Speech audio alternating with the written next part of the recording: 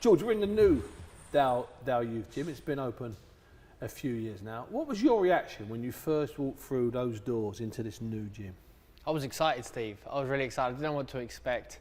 I was really happy that BBC got involved, DIY SOS, but I was worried who's going to be consulting on what this gym's going to look like. Is this ring going to be big enough? Is it going to be square? Is it going to be even? Square? Yeah.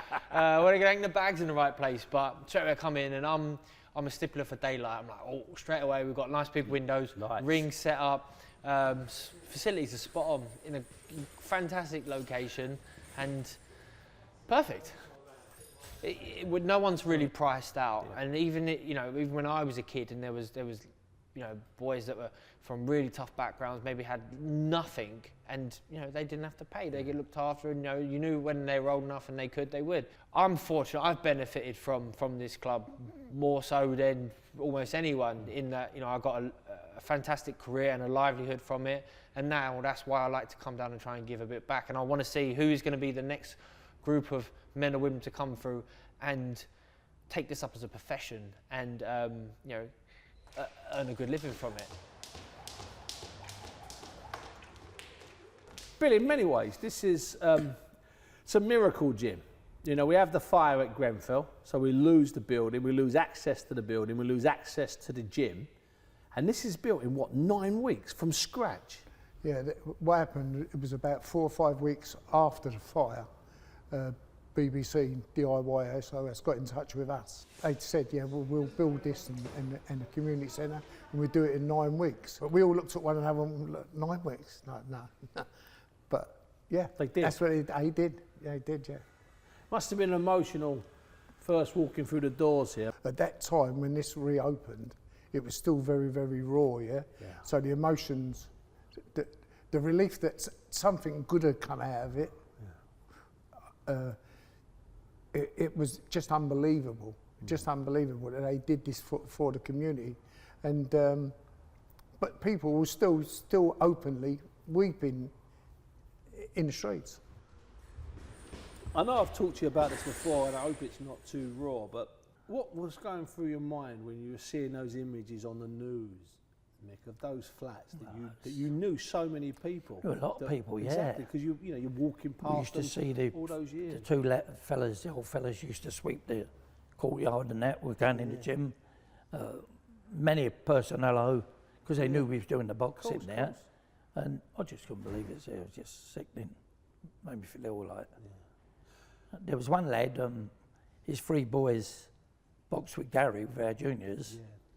Yeah. The Disson boys. Disson, he lost his life in there, Tony, yeah. He called those boys, didn't he? He did, yeah. He was a nice lad, Tony. He used to go with Gary McGinnis for the juniors, and then he'd come in senior night, just to be part of the club. Yeah, of course. Do you want me to save you doing it, Mick? Oh, tidy up. I said, lovely, Tone. Yeah. But he lost his life, yeah. George, on the night of the fire, did you hear about it on the news, or did you find out in the morning? No. And what was your reaction? Did you come down? Did you go down? I woke up in the morning to the news. Bizarre news. And the weirdest thing, the first reaction was that this just must be a normal thing. Like, oh, it's the gym, it's Dale Youth. Oh, right, but this must happen all the time. It's not a freak thing that's happened that shouldn't happen, and randomly it's the gym that I've been going to and been affiliated to for, at that point, 15, almost 20 years. So it was really sad. I then made some calls to people people who live really close. The information was that there's nothing that can be done.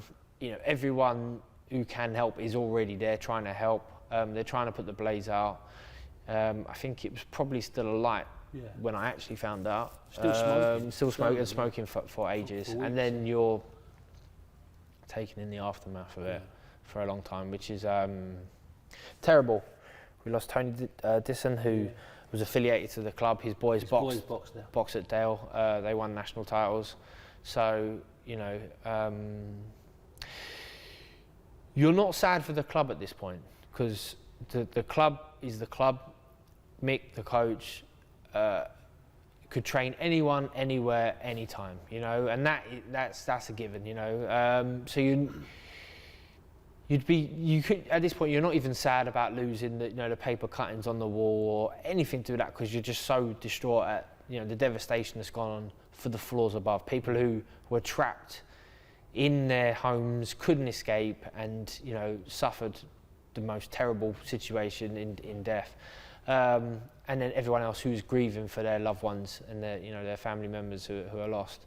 And then I'm grieving for Mickey and the other guys. I know Mick. What they put in. He's going to have this conversation over and over and over again for an awful long time now. And Mick's, he's not going to send out a tweet. He's not going to text you. Mick's old school. You call him, you speak to him on the phone. And his phone must have not stopped ringing, and to have a sad conversation time and time again, I just thought, that's got to be terrible. But we had, I think, people who are affiliated to the gym who are firefighters who were there on the scene, giving you feedback, and obviously all the local lads that are there and are there. I didn't come down and see it, but other boxers did. Maybe selfishly, but I just couldn't bear the thought of being there and not really being able to do anything. I was training with Barry O'Connell at the time, who's a boxing coach in Hammersmith, and he lives in his mum still lives in the area, and he was up there, and he was giving me sort of updates on the day. So I mean, it's just an awful thing. Because the gym itself wasn't directly damaged by the fire, it was flooded. So that's how all of the stuff that was there was ruined, apart from the one original honour board over there. Did you actually even get in that new gym that had been open a couple of weeks? Did you actually get to go into the new gym, or were you planning a visit at some point? Yeah, no. So I went for the grand opening. They did like a grand opening. Literally, we was on the ground floor, and it had moved up to the first floor, and so I went down and had a look. I mean, it was a lovely gym. I mean, I still miss the old gym. I was like, what's wrong with the old gym? Like, but all the stuff was in boxes still, to go back on the wall. It was going to go up there. In theory, yeah. But this one had, I think it had 2 rings in it. Wow. They'd made a real concerted effort to, try and take it to the next level as such. But so I did get to see it. But yeah, and it's just weeks later, and the whole building's gone. The gym actually wasn't damaged by the fire directly, was it? It was water damage. I'm sorry, it was flooded, the gym, wasn't it? Yeah, because we had 2 lads that used to box for us, and their father's a fireman. Oh, okay. And he phoned me up. He said, your rings, everything's good. You could take all the bags, Mick. We didn't want to talk about it at the time, Steve, course, yeah. I said, I'll forget about that. I mean, not the right time to talk about it. We'll sort something out, even if we get a shed to train in. Yeah. Said, obviously, you've lost your gym, but all the gear's there. You can have all the gear. But obviously, he said, the only bit of damage is one of the rings, and it was all brand new, as you know, of course, Steve. Yeah. It's got a bit of water damage, but they said, no, everything's got to go. Did you take the bags and stuff? Took nothing. No, just took nothing. Didn't want it. Did you go? Really. Did you actually go? Were you allowed back in to look? No. So you did. So as far as you're concerned, that was it. You didn't want anything. They wouldn't let us go, but no, I wouldn't have wanted it, Steve. No, because I knew if we were going to keep it up, which we were, we spoke among ourselves, me and the other coaches. Yeah. Even if we got an old shed somewhere, a couple of bags up. Well, you trained in that car park. You trained in the car park as well, hadn't you, on Ladbroke Grove, in that we did. That car park. We did, yeah. They let us use that, yeah. And that was all right. I mean, that was a big gym, lovely gym, but it was car park. You could train fighters anywhere. You used to have, funny enough, in that car park, you'd go in sometimes in the morning, and going in the evening. Yeah. They'd say you better get a shovel, make us a couple of rats there, look, a couple of mice. Put them in the bin. Let's get in there and train. You know what I mean? Yeah. So Mick, once they built this place, the Miracle 9-week Dow Youth Gym in the shadow of Grenfell. Once they built it, what was it like? First walking through the door, sort of ceremonial opening. You walking in, it's your gym. Just knocked your bandy. you know, knock you sideways. It was, you couldn't believe it, and how quick they done it, as you say, Steve. Yeah. You're looking around, brand new. At first you thought, do we really want this flush gym? It's too much. Yeah. But now we're in it. Love it's it. Brilliant, yeah.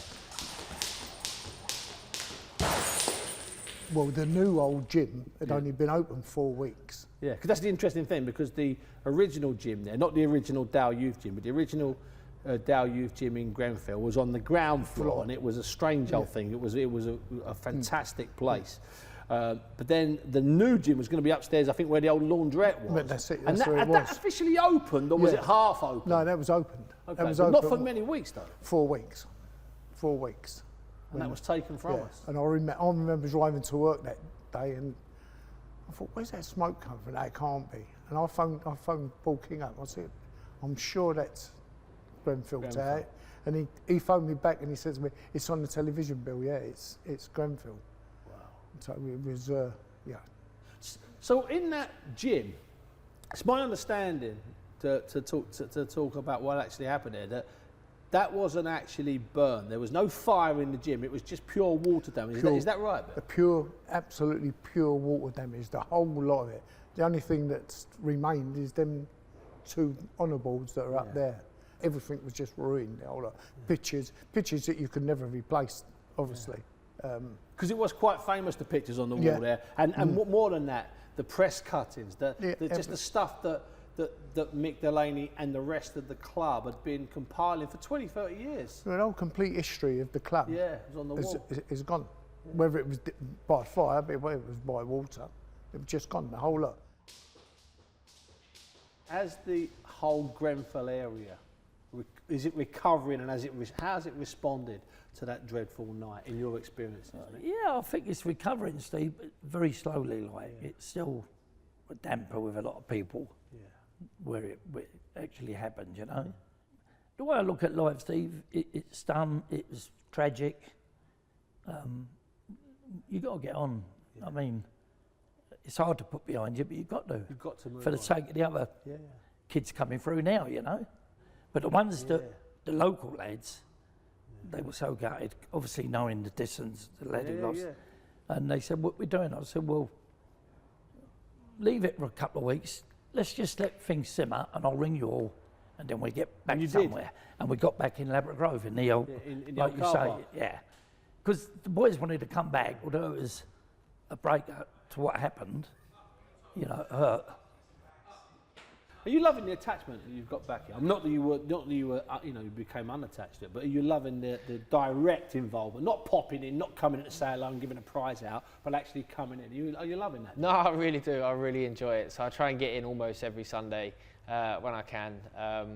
As much as I can commit right now. I know Mick, if Mick gets me in on Tuesday, Thursday, then they get me on the shows, and then the wife's giving me grief for not being home. You're full time then, yeah. But Sunday morning's great because you can see the lads are developing. You can see the improvements they're making. It's purely selfish, to be honest, Steve. It's purely selfish. I come down here and I get so much satisfaction and like a lovely feeling of being in here, and then trying to share a little bit of experience, some stuff that I've learned maybe the hard way along my journey, and then it's sort of trying to give a little bit back, as cringe as that sounds, but it's true. And seeing Mickey every week, that's the it's lovely. Get to see Mick, my coach, every week. So at the height of your success period in Grenfell there. Obviously, there was a couple of things. First of all, you had that great rivalry with James DeGale, and there was the picture of the two of you individually above the ring, which just happened to be separated by 6 inches. There was a really good crop of fighters who were 2-3 years older than me, and obviously James DeGale was one of them. So we did lots of sparring together, we did lots of training together, and everyone got on. It was a tight-knit club. You couldn't not get on because... Well, Mick made sure you did get on, didn't he? That was one of his things, if I'm not mistaken. Well, yeah, and there was never, if a spar got sort of out of hand, it was addressed straight away. There was no, right, we'll finish this outside, on the cobbles in our own time or anything like that. Everyone had to get on. Mick, Ernie, Peter, everyone who was involved in the gym would make sure of that. But like always, you know, we went from being a successful junior club to a successful senior club. Once you become seniors, you're going to have to fight each other. You can't be separated by weight and age.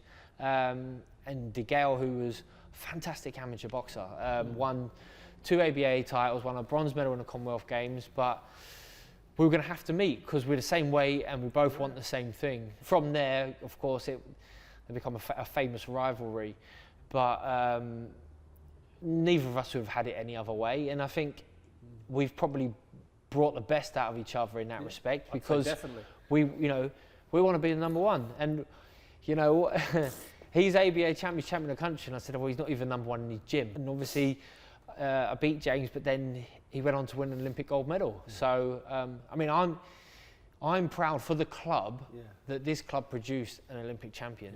So you should be. So, you know, I was proud when he won his first ABA title, James, because I was his sparring partner for that.